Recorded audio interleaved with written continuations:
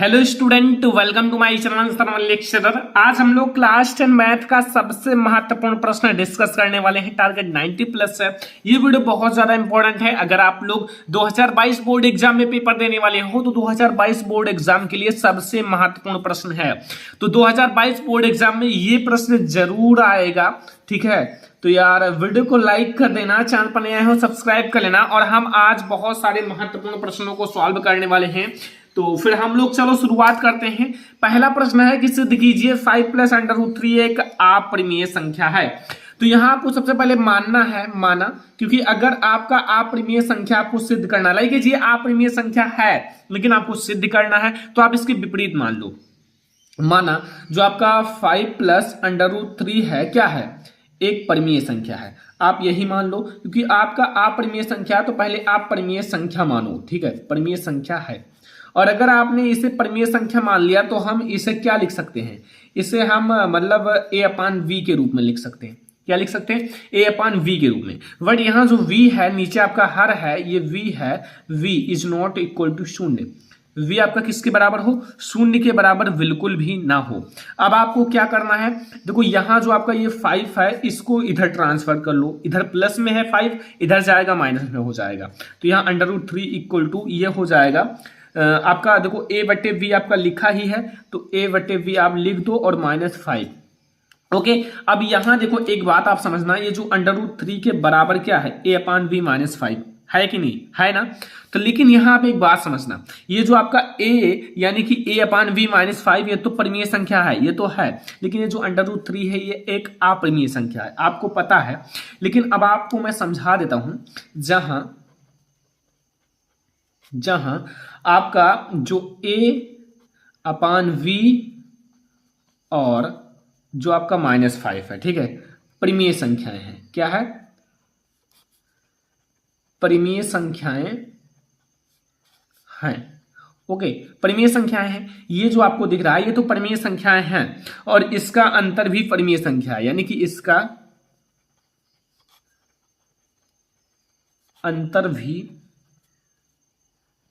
यानी कि अगर ये अंतर मतलब ये दोनों एक दूसरे से घट रहे हैं, a माइनस बी में से 5, तो इसका अंतर भी परिमेय संख्या होगी। परिमेय संख्या होगी। ये तो आपका परिमेय संख्या है, इतना केवल मैं बता रहा हूं, बराबर के इधर का साइड का a अपान बी -5। लेकिन यहां आप याद रखना, अगर ये आपकी परिमेय संख्या है, अगर ये चीज, तो ये भी तो इसी के बराबर है, तो आपका अंडर रूट 3 भी परिमेय संख्या होगी इसके हिसाब से, इस चीज के हिसाब से। तो यहां से आपका अंडर रूट 3 भी एक परिमेय संख्या है, ठीक है। अब भाई होगा ही, क्योंकि अगर ये है तो इसके बराबर ये भी है, कह रहे हैं हम भी किसी से कम नहीं, तो ये भी एक परिमेय संख्या है। चलो मैं ये भी मान लिया कि ये भी एक परिमेय संख्या है। परंतु अब एक चीज उठ रहा है सवाल, परंतु इससे इस जो तथ्य है का विरोधाभास, यानी कि विरोधाभास है। विरोधाभास मतलब क्या होता है कि विरोध कर रहा है। विरोधाभास है कि जो अंडर रूट 3 है वास्तव में एक अपरिमेय संख्या है, ठीक है। वास्तव में जो अंडर रूट 3 यहां हमने परिमेय संख्या कह दिया है, लेकिन वास्तव में जो अंडर रूट 3 है एक क्या है? अपरिमेय संख्या है। क्या है? अपरिमेय संख्या है। तो ये हमारी क्या है? यह कल्पना क्या है? हमारी कल्पना गलत है। अतः जो हमारी कल्पना है, यानी कि हमारी कल्पना गलत है। क्यों गलत है?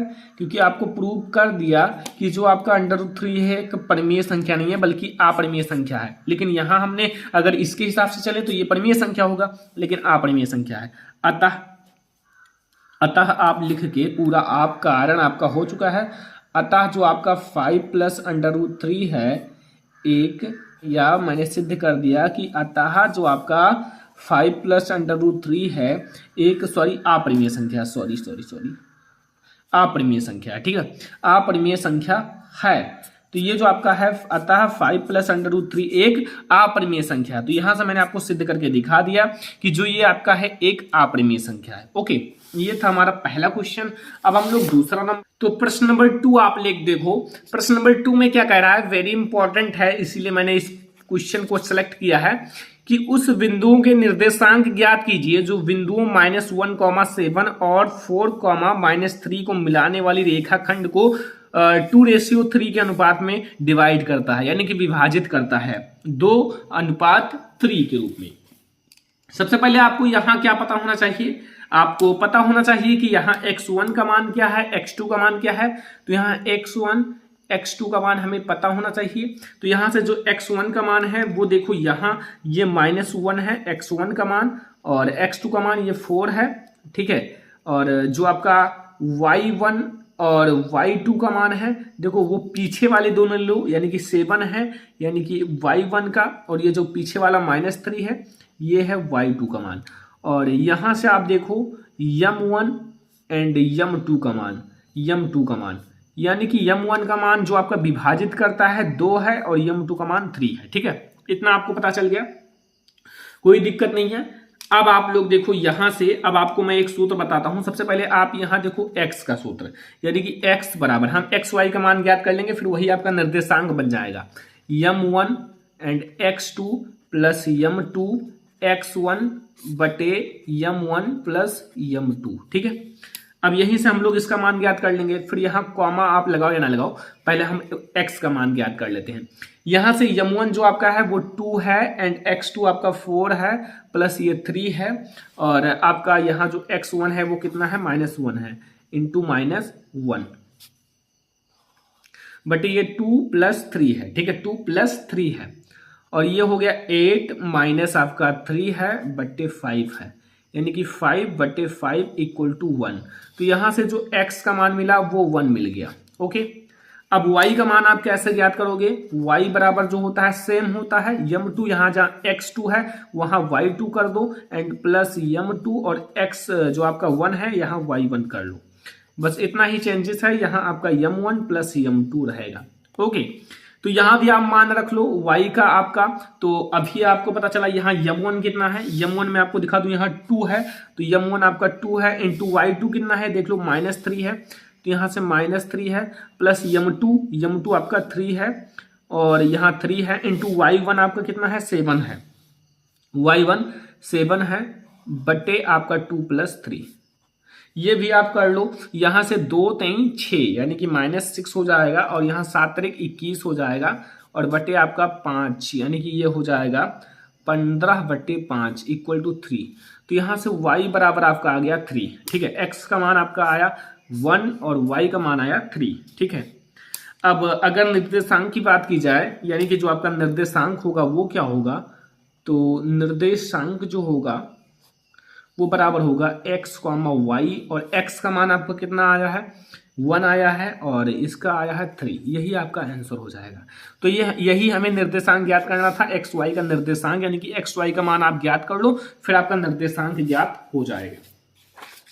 यहां देखो आपका क्वेश्चन नंबर 3 आपके सामने आ चुका है। त्रिकोणमिति का सबसे महत्वपूर्ण प्रश्न, आपके बोर्ड एग्जाम में पूछा जा सकता है ऐसा क्वेश्चन लघु उत्तरीय प्रश्नों में, ठीक है। तो कंप्लीट रखना, क्योंकि अगर पूछा जाए तो आप तैयार रहना, क्योंकि हमने आपको पढ़ाया है तो भाई आपको तैयार होना चाहिए।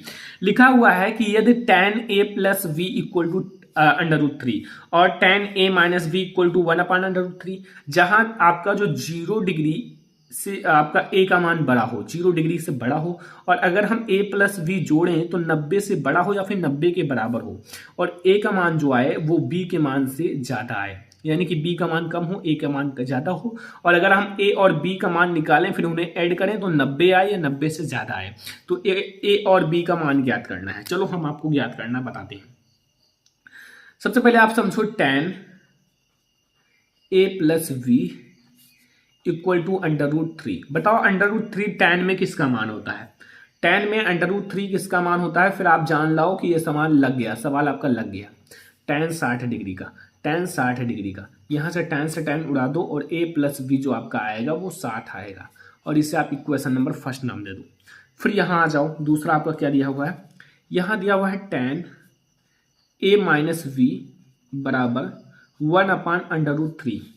यहां से बताओ tan में 1/√3 किसका मान होता है? जल्दी से फटाक से बताओ, tan में 1/√3 किसका मान होता है? tan 30 डिग्री का। इन सबको मैंने याद करने का ट्रिक बता दिया है, अगर आपने नहीं देखा है तो जरूर देखना। यहां से 30 डिग्री। ओके, ये आपका सेकेंड नंबर सवाल हो गया। अब समीकरण 1 और समीकरण 2 को हल करने पर आप हेडिंग डाल दो, समीकरण 1 तथा समीकरण 2 को हल करने पर। अगर आप समीकरण 1 तथा समीकरण 2 को देखोगे तो यहां से आपका समीकरण फर्स्ट जो आपका है वो है a plus V equal to 60 degree और ये है a minus V equal to 30 degree. यहां से v से v कट जाएगा, यहां से 2 ये हो जाएगा और यहां आप लिख दो जोड़ने पर। क्या लिखोगे? जोड़ने पर, क्योंकि यहां हम जोड़ रहे हैं। ठीक है, अगर घटाते तो यहां चिन्ह बदल जाता। यहां आपका 90 डिग्री हो जाएगा और यहां से a यानी कि 90 डिग्री बटे 2 यानी कि a बराबर आपका आएगा 45 डिग्री। 45 डिग्री। अब v का मान ज्ञात करना है तो a का मान समीकरण 1 में रखने पर, आप समीकरण 1 में रखने पर यानी कि समीकरण 1 में अगर आप रखोगे यहां तो a प्लस वी है यानी कि a plus V equal to 60 है, 60। तो a plus V equal to 60 यानी कि a का मान हमें 45 दिया हुआ है प्लस v दिया हुआ है इक्वल टू 60 और v इक्वल टू 60 माइनस 45 और यहां से v का मान आएगा 15 यानी कि a का मान आपका आएगा इतना 45 डिग्री, v का मान इतना। अगर आप इन दोनों को जोड़ोगे तो 90 डिग्री हो जाएगा। ठीक है, नहीं 90 नहीं होगा यार, 90 नहीं होगा, कम रहेगा, 60 डिग्री रहेगा। क्योंकि यहाँ अगर आप 5 ऐड करोगे, देखो यहाँ से सारे शर्त देखो पूरा है। पहली बात, इन दोनों को जोड़ो 90 के बराबर हो या कम हो, तो 90 से कम है, बराबर नहीं है। यहाँ से a का मान ज्यादा है, देख सकते हो, v का मान कम है, सारे आपके केसेस लग गए। तो ये है हमारा तीसरा नंबर प्रश्न। लिखा हुआ है क्षैतिज जल पर स्थित एक मीनार की परछाई सूर्य के उन्नयन कोण का 60 डिग्री से बदलकर 30 डिग्री होने पर 40 मीटर बढ़ जाता है। 40 मीटर बढ़ जाता है तो भाई मीनार की ऊंचाई ज्ञात कीजिए। ये हमें ज्ञात करना है, यानी कि हाइट उसकी ज्ञात करना है। ठीक है, तो यहां आप मान लो एक मीनार है पी एंड क्यू, लेकिन इसकी ऊंचाई कितनी है? h है, क्योंकि हमें h ज्ञात करना है। ऊंचाई हमें ज्ञात करना है h मीटर। चलो, सब कुछ मैं आपका कंफ्यूजन जो है ना वो सब मिटा दूंगा। h मीटर हम लोगों ने मान लिया। चलो, इतना हम लोगों ने मान लिया तो सबसे पहले उन्नयन कोण 30 डिग्री का बना रहा है, यानी कि यहां से यहां तक मान लो ये x है तो इसका उन्नयन कोण जो बना रहा है वो 30 डिग्री का सबसे पहले बना रहा है। लाइक अगर हम इसे मिला दें, यहाँ फिर से आप लोग देख लो ये, ठीक है, अगर हम इसे मिला दें तो सबसे पहले इसका उन्नयन कोण 60 डिग्री का बनना है। 60 डिग्री से बदल कर ये 30 डिग्री का बना रहा है। लेकिन हाँ, जब हम लोग 40 मीटर यहाँ पीछे आते हैं, लाइक ये 40 मीटर हम पीछे आ गए, यहां से मैं यहां तक x मान लिया। अब जब हम 40 मीटर पीछे आ गए तो भैया हुआ क्या कि इसका उन्नयन कोण बदल गया एंड यहां आपको मिलाना है ये, इसका उन्नयन कोण सीधा 30 डिग्री पर आ गया। ठीक है, अब भैया कुछ है नहीं, इसमें सब लग चुका है, समझो। देखो यहाँ आपको ये 40 मीटर है, यहाँ आप पहले मान लो ये है, ये v है एंड ये पी क्यू मैंने मान ही लिया, बस और कुछ नहीं मानना है, ए भी मान लिया। पहले हमारा था 60 डिग्री, फिर ये 30 डिग्री में बदल गया, इसको x मान लिया, इसे 40 मान लिया, इसे h मान लिया। लेकिन हमें इस मीनार की कुल ऊंचाई ज्ञात करना है, यानी कि h ज्ञात करना है। तो सबसे पहले आपको थोड़ी सी थ्योरी तो लिखनी ही पड़ेगी। लाइक थ्योरी तो इंपॉर्टेंट है, जैसे हाइट एंड डिस्टेंस के सवाल लगाने के लिए थोड़ी सी थ्योरी जरूर लिखनी। यहाँ मैंने थोड़ी सी थ्योरी लिख दी है जो भाई आपके लिए बहुत ज्यादा इंपॉर्टेंट है। थोड़ी सी थ्योरी अपने मन से लिखनी पड़ती है, मैं आपको सब कुछ लिखना समझाऊंगा। जैसे समझो, मैंने एक मीनार माना था, मीनार मैंने पी एंड क्यू माना, तो मैंने लिखा माना मीनार पी क्यू है जिसकी ऊंचाई h है। देखो मैं यहीं से सब लिख रहा हूं, जिसकी ऊंचाई h है मान, तथा मीनार से आधार क्यू, यानी कि मीनार से आधार क्यू से x दूरी पर, इसकी दूरी जो है ये देखो x दूरी कर हम लोग चले तो एक बिंदु p है, सॉरी एक बिंदु a है, ए है जिस पर सूर्य का उन्नयन कोण 60 डिग्री, इस पर सूर्य का उन्नयन कोण 60 डिग्री है और सूर्य का उन्नयन कोण जो है 60 डिग्री तथा बिंदु बी पर, यहाँ बिंदु बी पर उन्नयन कोण 30 डिग्री हो जाता है। बस इतना सा तो करना है। अब देखो यहाँ आपको लिखना है पी क्यू जो है हमारा कितना है, एच है, मीटर है, मीटर है। चलो ए क्यू कितना है, ये A and Q, A Q है आपका बराबर एक्स मीटर है, ये भी आपको पता चल गया। ए वी आपका कितना है, ए वी है कहीं यहाँ, हाँ ए वी है 40 मीटर है, लाई हो 40 मीटर है। चलो इतना तो आपको पता चल गया, ये सारी चीजें। अब आपको एक काम करना है, त्रिभुज लिखना है, त्रिभुज पी समकोण त्रिभुज है, समकोण त्रिभुज पी ए क्यू में, पी ए क्यू में, अगर पी ए क्यू की बात की जाए, ठीक है, पी ए क्यू में। अब देखो यहां जो है पी ए क्यू में आपको करना क्या है, यहां आपका देखो पी ए क्यू, यहां आपका ये दिया हुआ है लंब, लंब आपको पता है और आधार भी पता है, यानी कि लंब और आधार आपको पता है। चलो तो फिर लंब और आधार किस में होता है, tan बराबर क्या होता है, लंब बटे आधार, तो tan थीटा आप लगाओ, क्या लगाओगे, tan थीटा। तो tan 60 डिग्री है बराबर लंब बटे आधार, तो लंब आपका क्या है यहाँ पी क्यू है और आधार ए क्यू है, ठीक है। चलो यहाँ इसका मान होता है √3 और ये होता है h बटे एक्स, ठीक है। h इसका मान है पी क्यू का और इसका x मान है, तो यहाँ अगर x बराबर आपका ये मिला तो चलो फिर यहाँ आप x बराबर कर लो, x बराबर ये मिलेगा h बटे √3। चलो h का मान आपको ये मिल गया, अब x का मान, सॉरी x का मान हमें ये मिल गया। देखो x का मान मैंने इसलिए निकाला क्योंकि अगर मैं यहाँ h का मान निकालूंगा तो हमें x का मान नहीं मिलेगा। अब यहाँ से अगर हम कहीं समीकरण में x का मान रख देंगे तो हमें h का मान, ये हाइज जो है वो आसानी से मिल जाएगा। तो चलो फिर हम लोग समझते हैं। अब आपको पुनः यहाँ आपको बगल में समझाता हूँ, या फिर थोड़ा सा समझना पड़ेगा क्योंकि हाइज एंड डिस्टेंस के सवाल इतने ज़्यादा ईजी भी नहीं होते कि आपको समझ में तुरंत आ जाए। अब यहाँ आपको लेना है पुनः समकोण त्रिभुज पी वी क्यू में। चलो भैया P V Q, P V Q पूरा लेना है क्या यार, हाँ P V Q, P V Q पूरा आपको लेना है। चलो ठीक है, अब यहाँ आपको मिलेगा tan 30 डिग्री, tan 30 डिग्री बराबर लंब है बटे आधार है। अब यहाँ लंब क्या है, यहाँ लंब यही h वाला है, यानी कि पी क्यू है, ठीक है, पी क्यू वही लंब है और आधार आपको ये नीचे वाला ले लेना है, यानी कि पूरा v and Q, v and Q पूरा आधार लेना है, v एंड क्यू। चलो इतना तो आपको समझ में आ गया। तो इसका मान होता है 1/√3, ठीक है, tan 30 डिग्री का। अब यहाँ आपको देखो ये इसकी मान है h, ठीक है, बट यहाँ आपको समझना है v क्यू आपका है x + 40, यानी कि 40 + x आप लिख सकते हो, 40 + x। यही सब हमारा सारा फंडा क्लियर हो जाएगा। h का मान मैं यहाँ से निकाल लूंगा, कैसे देखूं। अब आपका कैलकुलेशन तेज होना चाहिए, यहाँ से आपको सॉल्व केवल करना है, ठीक है, ओके। तो यहाँ देखो अब आपको करना क्या है, ये आपका हो जाएगा यहाँ √3h कर लो क्योंकि मैंने क्रॉस करा लिया, यानी यहाँ 40 + x, ठीक है। अब एक बात और याद रखना है जो कि आपको पता है, 40 + x का मान मैंने यहाँ ज्ञात किया था कुछ ये h बटे √3, h बटे √3 क्या ज्ञात किया था, h बटे √3। चलो इसको तो मैंने ज्ञात किया था। अब देखो एक काम करेंगे, ये जो √3h है एंड इसे माइनस इधर ले आएंगे, h बटे √3 बराबर ये 40 अकेले रहने देते हैं। अगर इसे आप सॉल्व करोगे, ये मैं एक कर लेता हूं, देखो समझना, यहाँ अगर मैं √3 से √3 में गुणा करूंगा तो 3h हो जाएगा और ये h हो जाएगा बटे √3 हो जाएगा बराबर 40।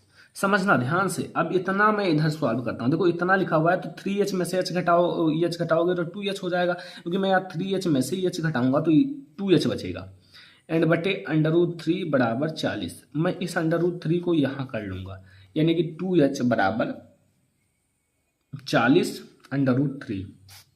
यहाँ एच अगर ज्ञात करना है तो 40 √3/2 यानी कि ये 20 हो जाएगा, यानी कि h बराबर 20√3 भैया, 20√3 यानी कि मीटर में आएगा, मीटर।